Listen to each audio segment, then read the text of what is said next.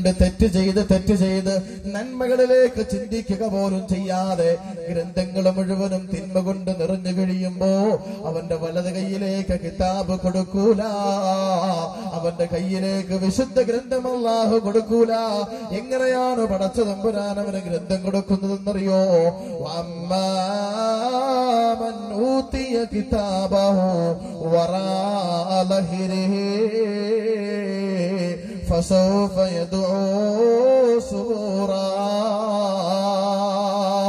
അവന്റെ പുറകിലൂടെ, അവന്റെ മുതുകിലൂടെ കൈ പുറകോട്ട് തിരിച്ചു പിടിച്ചിട്ട് അവന്റെ കൈ നോവത്തക്ക രീതിയിൽ, അവന്റെ ഇളിയിൽ നിന്ന് കൈ ഉരിഞ്ഞു പോകത്തക്ക രീതിയിൽ അവന്റെ കൈ പുറകോട്ട് പിടിച്ചു ഞെരിച്ചു കൊണ്ടതാ അവന്റെ കയ്യിലേക്ക് കിതാബ് കൊടുക്കുന്ന രംഗമാ.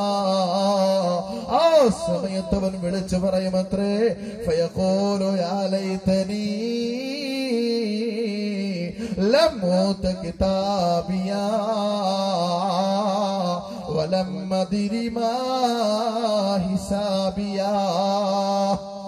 മനുഷ്യൻ അവിടെ വെച്ച് വിലപിക്കുമെന്ന് അല്ലാഹുവിന്റെ ഖുർആൻ നേരത്തെ പറഞ്ഞു തരികയാണ്. അവൻ പറയും, ഫയഖൂലു യാ ലൈതനീ ലം ഊത കിതാബിയാ, ഈ ഗ്രന്ഥം എനിക്ക് തന്നില്ലായിരുന്നുവെങ്കിൽ, ഇതെന്റെ കരങ്ങൾ അല്ലാഹു ഏൽപ്പിച്ചില്ലായിരുന്നുവെങ്കിൽ എത്രയോ നന്നായിരുന്നു. വലം അദ്രി മാ ഹിസാബിയാ, എന്റെ വിചാരണയെ കുറിച്ച് എനിക്കറിയില്ല, എന്റെ അവസ്ഥ എന്താന്ന് എനിക്കറിയില്ല. ആ രംഗമൊന്ന് മനസ്സിലേക്ക് കടന്നു വരട്ടെ സഹോദരങ്ങളെ. ഈമാനുള്ള മനുഷ്യന്റെ മനസ്സ് പിടയ്ക്കട്ടെ. ഒരുപാട് സമയങ്ങളില്ലടോ അതിനൊരുപാട് സമയം വേണ്ട. മരണമാകുന്ന മറയങ്ങ് നീങ്ങിക്കഴിയുമ്പോ അല്ലാഹുവിന്റെ മുന്നിലേക്കുള്ള വഴിയൊരുങ്ങിയില്ലേ? ഇന്നലെ രാത്രിയില് ഈ പരിശുദ്ധമായ പ്രഭാഷണത്തിന്റെ സദസ്സിന്റെ തുടക്കം മുതൽ ഒടുക്കം വരെ ഈ സദസ്സിൽ പങ്കെടുത്ത പ്രിയപ്പെട്ട സഹോദരനല്ലേ? ഇന്ന് തിരിച്ചു വരാം, ഇന്ന് വാതിന് പങ്കെടുക്കാമെന്ന് പറഞ്ഞിരുന്നവനല്ലേ? ഇന്നിതാ ചേതനയേറ്റ് കിടക്കുന്നത് കണ്ടോ? ഒരാളെ പോലും അവനൊന്ന് നോക്കാൻ കൂടി കഴിയുന്നില്ലല്ലോ. ഒരാളോടൊന്ന് സംസാരിക്കാൻ പോലും അയാൾക്ക് കഴിയുന്നില്ലല്ലോ. അല്ലാഹു പറയുന്നു, നിങ്ങൾ ഓരോരുത്തരും മരണത്തെ ഭയപ്പെടുകയാണോ? മരണത്തെ ഭയപ്പെടുകയാ.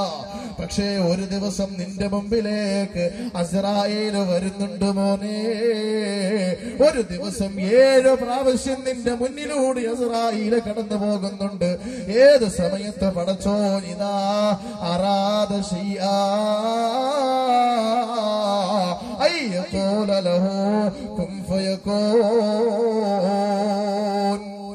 പൊന്നുമോനെ, നിന്റെ മുമ്പിലൂടെ അസ്രായേൽ നടന്നു പോകുമ്പോ അല്ലാഹു പറയുന്നു, അസ്രായേലേ അവന്റെ റൂഹ് അങ്ങ് പിടിച്ചോ, അവനെ അങ്ങ് പിടിച്ചോ അസ്രായേലേ എന്ന് അല്ലാഹു പറയുമ്പോ ഒരു നിമിഷം പോലും പൊന്നുമോനെ നിന്നെ ബന്ധിപ്പിക്കുകയില്ല.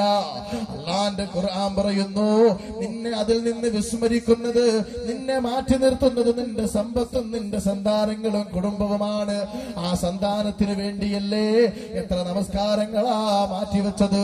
മക്കൾക്ക് വേണ്ടി പാടുപെടുന്നതിനിടയിൽ എത്രയോ നമസ്കാരങ്ങളാണ് ഒഴിവാക്കിയത്. ആ മരണത്തെ കുറിച്ചൊന്ന് ചിന്തിക്കുക പോലും ചെയ്യാതെ മക്കൾക്ക് വേണ്ടി പണിപെടുന്ന പാവപ്പെട്ട ഉപ്പമാരില്ലേ? അവന്റെ മുമ്പിലേക്ക് അസ്രായേൽ കടന്നു വരുമ്പോ അല്ലാഹു പറയുന്നു, അസ്രായേലേ അവന്റെ റൂഹങ്ങ് പിടിച്ചോ അസ്രായേൽ. ആ സമയത്ത് അല്ലാഹുവിന്റെ വിശുദ്ധ ഖുർആൻ ഓതുകയാണ്, യാ അയ്യുഹല്ലദീന ആമനൂ, ഏ ഈമാനുള്ള സഹോദരങ്ങളെ, ഈമാനുള്ളവരെ, മുഅ്മിനീങ്ങളെ, ലാ തുൽഹികും അംവാലുകും വലാ ഔലാദുകും അൻ ദിക്രില്ലാഹ്